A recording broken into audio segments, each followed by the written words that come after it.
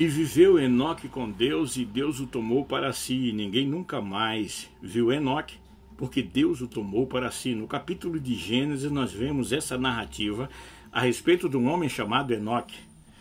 Olá, minha gente, conforme seja a hora que você esteja vendo a postagem desse vídeo, eu quero desde já te agradecer por essa oportunidade que você nos dá de podermos estar anunciando o Evangelho de salvação. O Evangelho não no homem, não em denominação alguma, mas o Evangelho que liberta, que cura, que salva, que batiza e prepara o homem para ir morar na glória.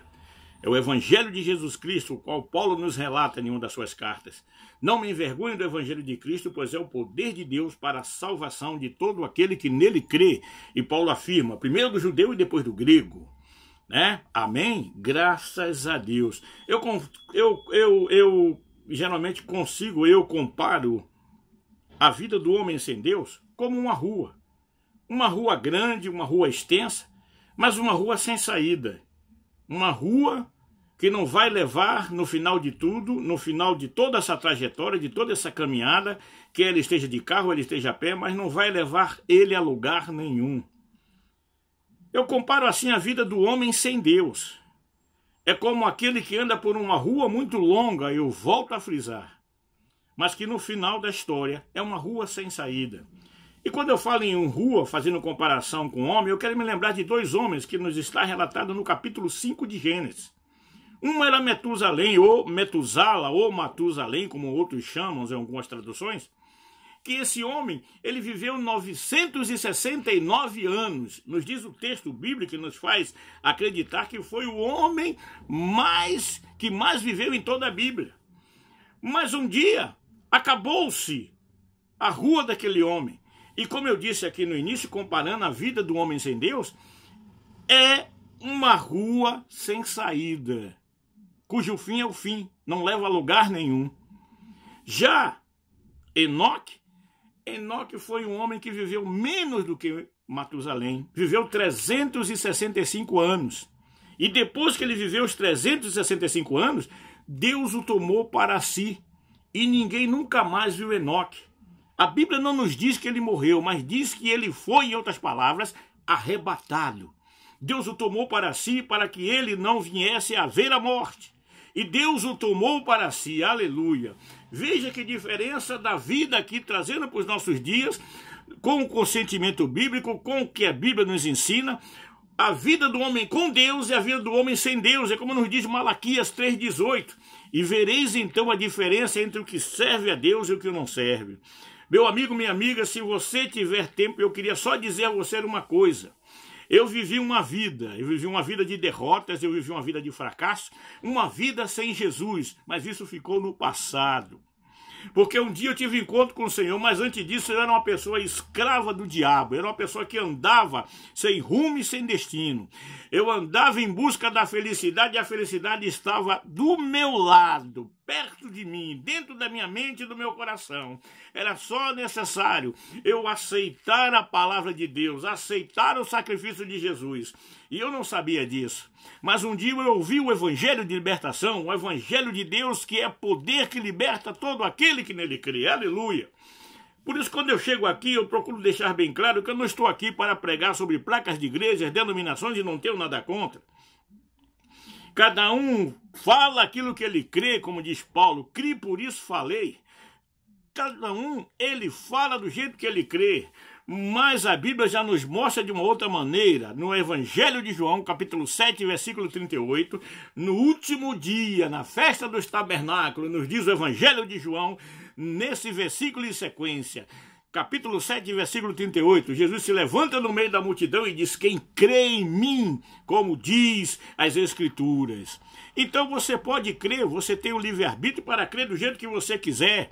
Mas para entrar no céu é preciso crer em Jesus Cristo, como diz a Escritura.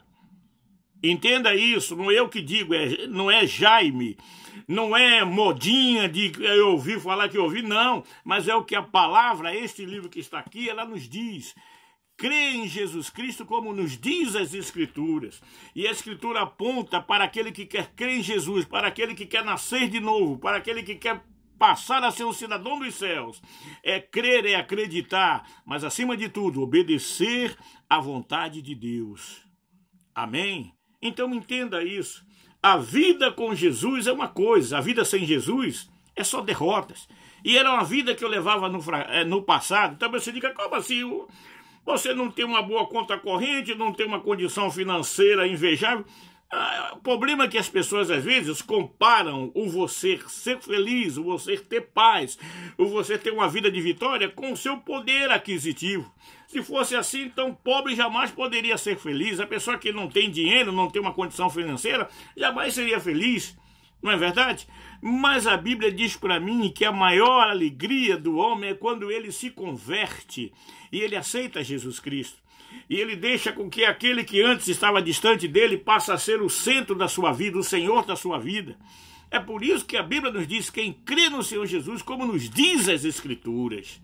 É por isso que o homem, as pessoas não conseguem entender e falam assim, aquele fulano fazia tudo errado, bebia, era um viciado, andava pelas esquinas, pelas ruas, andava procurando briga com todo mundo, e agora ele passa por aqui na frente da minha porta com a Bíblia debaixo do braço, aleluia, porque ainda hoje o poder do Evangelho é o poder que liberta todo aquele que está oprimido, todo aquele que está angustiado, abatido, desanimado. Jesus Cristo é o mesmo ontem, hoje, eternamente, e aquele que vem a ele diz a palavra, de maneira nenhuma ele lança fora. Ele aceita o bêbado, a prostituta, ele aceita o viciado, ele aceita o pederasta, ele aceita muitas vezes o homicida, ele aceita todo aquele que se achega a ele. Mas é preciso se achegar do jeito que está. Porque tem muita gente que fala assim mesmo, a hora que eu parar de beber, a hora que eu parar de fumar, a hora que eu parar de fazer coisa errada, eu vou me encontrar com Jesus. Venha como você está. Porque a palavra nos diz, 19:10 do Evangelho de Lucas, que ele veio para buscar e salvar o que se havia perdido. Deixa que ele tira de você esse vício, essa tristeza, essa angústia, mas você tem que querer, tem que o aceitá-lo, tem que se colocar diante dele, como aquele que tudo pode, crer e acreditar. Tem muita gente que fala isso, fulano era isso, é aquilo. É isso que o Evangelho faz. Ele liberta, ele transforma, ele pega o viciado e faz dele um cidadão dos céus. Aquele que roubava não rouba mais. Aquele que fazia as coisas erradas deixa de fazer. E mesmo quando ele faz, a Bíblia nos diz em 1 João, no capítulo 2, que temos um advogado para com o Pai, Jesus Cristo justo. E eu quero aqui acrescentar que esse advogado nunca perdeu uma causa sobre aqueles que são deles, sobre aqueles que se achegam a ele. Porque pelo sangue de Jesus, aleluia, nós somos redimidos, nós somos perdoados. Quando nos achegamos a Deus, Deus não olha para a nossa incapacidade no sentido material de nos tornarmos santos diante dele, mas Deus, quando olha para mim, olha para você, ele vê alguém que aceitou o sacrifício de Jesus Cristo.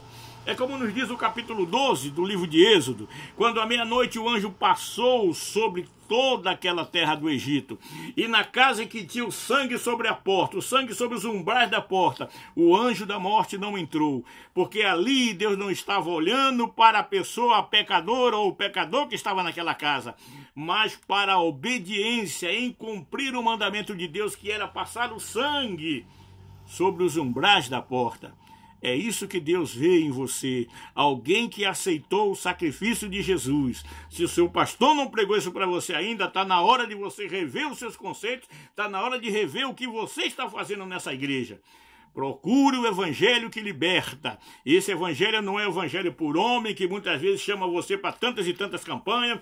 Você, como eu ouço muitas vezes o testemunho, eu quando vim nessa igreja não tinha nada, hoje eu tenho tudo, hoje eu tenho dinheiro, tenho tudo aquilo. Que Deus tenha misericórdia de nossas vidas. Porque nós devemos fazer se cumprir em nós o que diz do capítulo 6, versículo 33, se não me falha a memória, do Evangelho de Mateus. Busque primeiro o reino de Deus. Temos que buscar primeiro o reino. Porque o reino de Deus é espiritual. Primeiro vamos buscar as coisas espirituais e as demais coisas nos serão acrescentadas, gente.